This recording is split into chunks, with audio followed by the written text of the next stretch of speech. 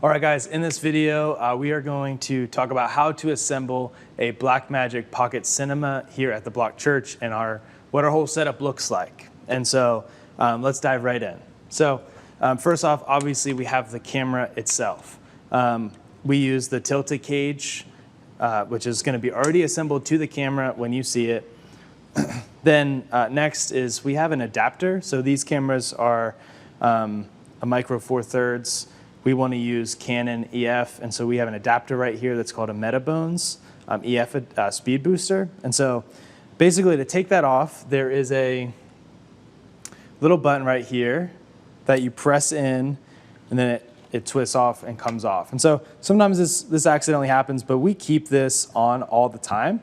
And so what you're going to do is to put it back on is just going to line it up and then turn it into place. And so all of these have these like dots to show you where to put the adapter on and then like where to twist it to. And so you'll kind of like feel that once you play around with it a little bit. Let's put on the base. And so right here we have a base that should come assembled just like this. And so it has a tripod plate on it. It has a battery adapter to it. It has these two rods. And then this is what connects to the camera itself. And so what you'll see here is you'll see an arrow going this way. And you'll also see an arrow on the bottom side of the cage right here. And so what this tells us is that this slides into this in the direction of those arrows. So it's the arrow pointing towards me. So slide this in just like that. It like locks into place. So you'll notice that it still has some wiggle room. And so what you need to do is you need to lock it on the front here, turn this there, and then now it locks into place. If your camera doesn't come with a tripod plate and you need to put it on, this guy has a little tab that turns up and then you can unscrew it. It's actually too tight to do that. But if not, you just need to find a flat edge screwdriver. So I keep this in our broadcast case, and it has a screwdriver right here. And all you'll need to do is just loosen this up, and you can take it on, and then vice versa, put it back on. So sometimes we need to move the plate forward or backwards when counterbalancing the camera on a tripod. That's something for a totally different video, but I just want to show you that that's how you do that. When tightening it, you want to make sure it's secure so it doesn't wobble or turn on the tripod itself, but you don't want to over tighten it because we don't ever want to strip anything on the camera. So I'm going to lock this back in there nice and tight, but not too tight. So perfect, that guy's not going anywhere. All right. So next, we can put on our solid state holder. And so what this is right here is this is a little clamp that goes onto what we usually put it on this left side of the camera. So you're going to screw this into a thread. The cages are beautiful because they have a bunch of threads everywhere. So you can pretty much, you know, build this however you want to, but this is kind of like the standard way to build it. So you're going to screw that in. Not super tight because you need to still slide this solid state in here. What this solid state is it's a hard drive that we use to record directly onto the camera. And so you'll see it's USB-C on one side, and then they're named. And so we have an A, B, and C. The A, B, and C have these like funny names, like this one's B, it's Brandy. And then we have 1, 2, and 3. So usually A, B, and C is for our studio setting. 1, 2, and 3 is for our live environments, our broadcast settings, major events, stuff like that. So what you're going to do is you're going to slide this in so that the USB-C is on this side. And then now that it's in, you can clamp it down all the way. Screw that so it's nice and secure. And then this USB-C cable is like screwed into the cage right there. This can always stay on there. Same with this HDMI adapter. You don't ever have to take that off. So USB-C right into there. There are some times when we go to record and it'll say that it's recording for a few seconds and then it'll drop out. 9 times out of 10, all you gotta do is take out this USB-C and put it back in, and bam, it'll start working again. So you have to hit record again, but it will start working again. Okay, so next is we're gonna put on a couple handles that we have. So we have a side handle and we have a top handle. So we use the side handle a little bit more than the top handle, but if we're doing any kind of shoots where you want to hold the camera from the top and get really like a nice low shot, like looking up, you can do that. And also you can build a monitor on top of this. It can be a nice setup. So what you're going to do is you're going to slide this top handle into this center shoe right here. This knob can kind of pull up, and what you're going to do is you're going to line it up to a thread. So once it gets lined up to a thread, you can clamp this down right there. So now it's nice and secure. This is a side handle, and so you'll see a plus and a minus. Let's see if I can, yeah, right there. Plus and minus. So you want to screw this so it's more towards the minus side, and these black bars are spread apart from each other.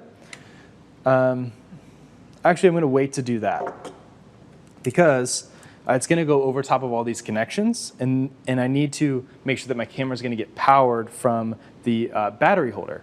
So what we use for that is we use a D-tap cable, plug it right into this. It says 14.8 volt. So you push that into there. It's a nice secure fit. And then this cable goes into the camera. What you'll notice about this is that it has a little like kind of like locking sleeve to it. When taking this cable out of the camera, you got to make sure to pull this back all the way and not just yank the cable from the, not just yank the cable from the cable, but actually pull this back and unlock it from the camera. It has that locking feature so it doesn't just fall out, because that would be the worst thing that would happen is all of a sudden your camera just loses power. So this is a little bit hard to get in there. Sometimes you kind of have to just twist it back and forth until you feel those two little dots right there are lined up with the two pins. So once you get that, you'll feel a nice click. There we go. All right, so once that cable's in, now we can put our side handle in. Side handle slides in right here. Sometimes you have to press down. There's a release button right here. That's how you take it off. But I find it helpful that pressing this down, then you could slide that handle in there. And then once it's in, you'll feel a lock, and it won't come out unless you press down that release button. Now you can now secure this wherever you want it to go. So if you want it really far out wide or really close, you can do that however you like it. It's very customizable to what you like. So now I'm going to twist this towards the plus sign, which is going to lock this side handle. And now that's nice and tight. So this is really beneficial because you have this as a handle on this side, and then you have a handle here.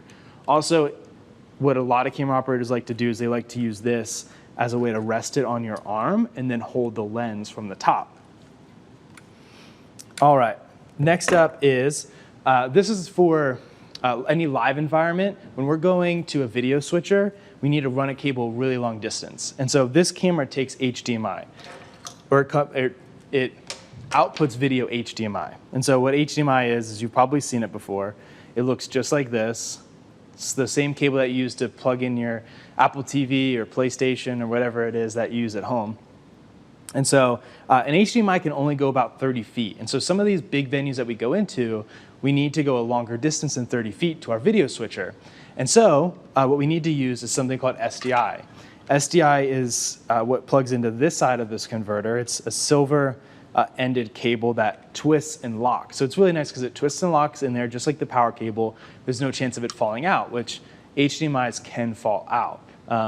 You have to kind of make sure that they're nice and secure in there. So this is the biggest downside of this camera for live environments. And so we need this to go longer distance. So the SDI is what's going to go back to the switcher. So I like pointing the SDI out towards me, towards the camera operator. So you're going to take this shoe right here. You're going to loosen this up. Then you're going to slide this right here on the right side. And then between these two bars, you're going to screw the bottom one down towards the cage, which is going to lock it to the cage. So now that's nice and secured there. All right, so then next, we're going to connect our HDMI cable. HDMI is going to come out of the camera, which is right here. And there's a lot of cables coming in and out, right? We're powering the camera. We got the USB-C to the solid state. We got HDMI to the converter. Then now next we're going to have to power the converter. So cable management can be a little bit challenging. And so you can kind of do it however you like it, but we're gonna be coming HDMI out of the camera. So we're gonna go to HDMI in on this converter. It's kind of hard to see there, but it's right there. There's a little light right there that you'll see when this converter is getting HDMI signal from the camera. That light is going to be shining. It's a white light, so you'll see that. So we also have these rubber cable management holders, and so these can go into any of the smaller threads. They sit in there, and then the cables can just kind of like click in there and make it kind of nice and beautiful. Make sure that you can see your screen. So we also have those kind of floating around in bins and whatnot. So if you ever need one, feel free to ask for one. All right, next is we need to power the converter itself. And so the power takes a USB-C. The USB-C is the rounded version. So if you could see that right there. So to power the converter, we're gonna take this D-tap right here. We're gonna plug this into the right side, same 14.8 volt. Make sure this is lined up good, and then nice and secured in there. And then we can power that converter. Same thing as the HDMI signal on the other side. This has a white light that will show you that this is getting power. So that's important to know in case we're trying to troubleshoot something. If for some reason we're not getting video signal to the switcher, you're gonna wanna look at these types of things. So other thing to be aware of is this converter can go either HDMI in and SDI out, or SDI in and HDMI out. Whenever it's on a camera, we're always going HDMI into the box, SDI out to our video switcher, all right? Next is we're going to connect our battery. And so we have a V-mount battery, so you can see that's a V right there. Obviously, they call it a V-mount battery for that reason. There's a bunch of pins on that bottom side that then connect to the pins right there. And so what you're gonna do is you're gonna line this up, you're gonna slide that to the back there, and you'll see you'll get a power light indicating that the base is getting power. If you do not have the power cable from the base to the camera, your camera's not gonna be able to turn on. But this is helpful to know that the battery's good and it's at least getting power here, because occasionally the power cable from the base to the camera can go bad. There's also a button right here on the battery that will show you how much battery's left. There's also a screen on the bottom that will tell you how much runtime is left. So it'll give you like 3 hours and 25 minutes. All right, next is we want to put on our lens. And so we never change a lens without, or with the camera on. So we'll always turn the camera off to put on our lens. And so on the adapter, there's a little push down tab right here. So you'll pull this back towards you, turn, and you'll take the cover off. There you go.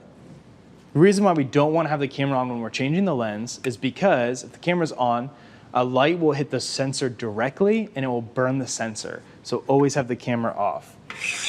We should keep all of these caps together somewhere, whether it's a case or a shelf, and know where they're at for after our shoot or after our service.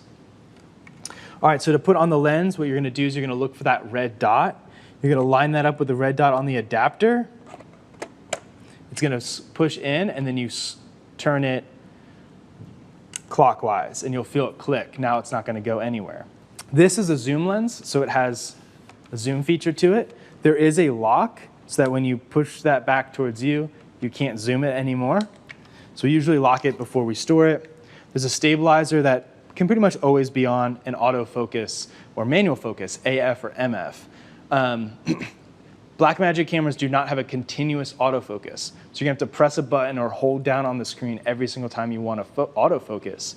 Most of the time we're just using manual focus. We're manually using this ring to focus. If you want to have autofocus on, you can still manual focus with this turned on to autofocus. But if you turn it to manual focus, it won't let you ever, it won't ever let you autofocus. So just be aware of that. Next, lens cap off. And we should be ready to go.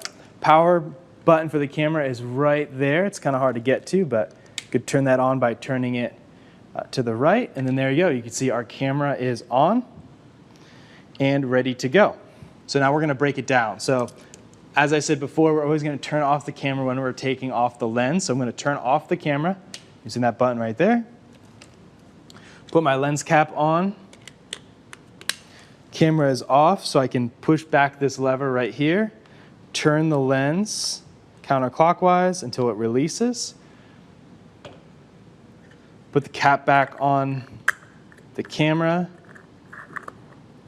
and then put the cap back on the lens.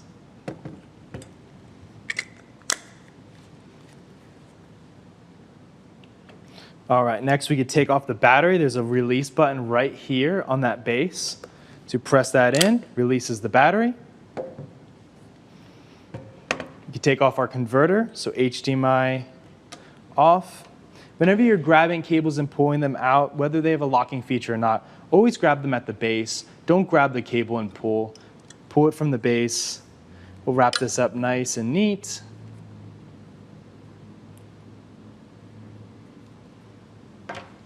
All right, USB-C to D-tap. Converter, gonna unlock it using that ring right there. Unscrew that.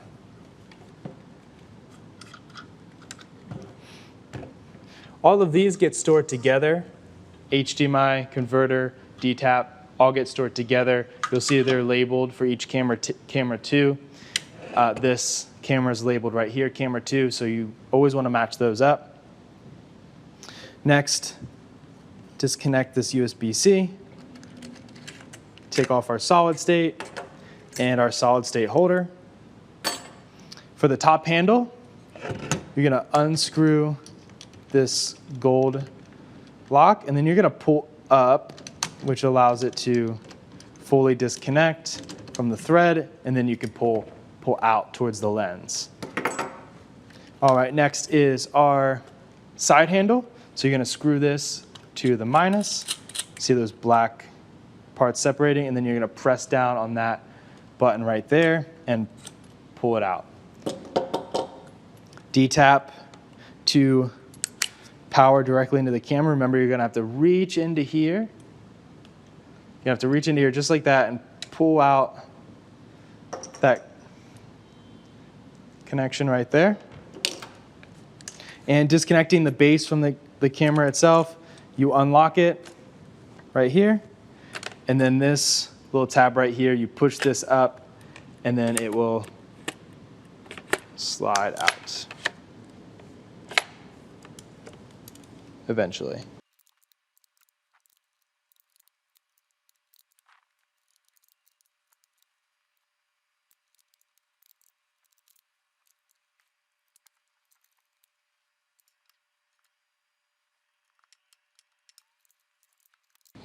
All right, and then last thing is we're going to slide this camera out using that lever.